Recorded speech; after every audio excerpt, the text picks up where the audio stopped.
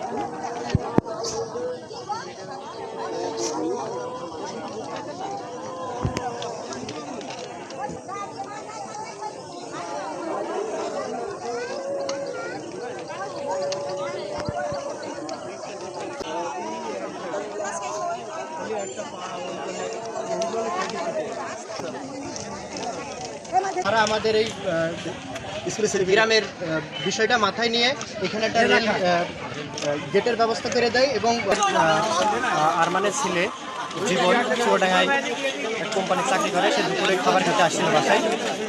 খাবার খেয়ে যাওয়ার সময় খুলনা থেকে আলমডাঙ্গাগামী বেনাপোল এক্সপ্রেস ট্রেন যায় এবং সে এই লাইনে অপেক্ষা করে বেনাপোল ট্রেন চলে গেলে আমি চলে যাবো, কিন্তু আলমডাঙ্গা থেকে খুলনার উদ্দেশ্যে রূপসা এক্সপ্রেস ট্রেনে অ্যাক্সিডেন্ট করে এবং ঘটনাস্থলেই মৃত্যুবরণ করে।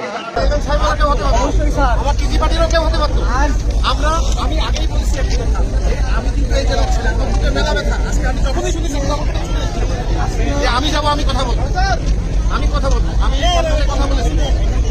আমি আমার নতুন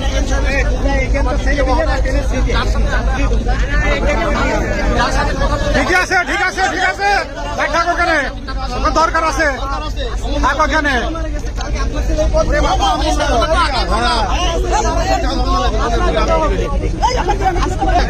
একটা জিনিস বাবু, একটা জিনিস সময় না দিলে তো হবে না। আমার কি আপনি আমাকে এক সপ্তাহের ভিতরে দিতে হবে, তাহলে আবার আমরা সেই সময়টা আমাদেরকে দেবেন, অবশ্যই ঠিক আছে না? লিখিত দিতে হবে, লিখিত স্যার আপনি এটা লিখিত দিলেই হবে, আপনি লিখিত দিয়ে দেন। আমার শোনেন, আমি যেটা বলি আল্লাহর নামে কসম করে বললাম, এর চেয়ে বড় কথা আর হয় না। আমি জেলার ছেলে, আমার বুকে মেলা ব্যথা।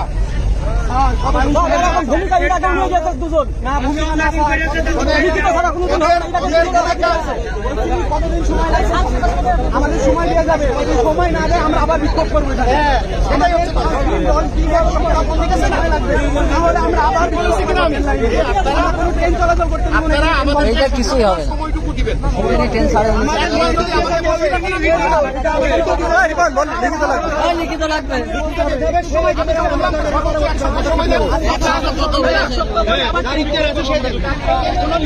আমি সঙ্গে থাকবো বিক্ষোভে। এটা আমার জেলার গেট, এখানে আমার লোকজন মারা যাচ্ছে, আমি সঙ্গে থাকবো। এর চেয়ে বেশি কথা কি বলবো? এর চেয়ে বেশি কথা কি বলবো?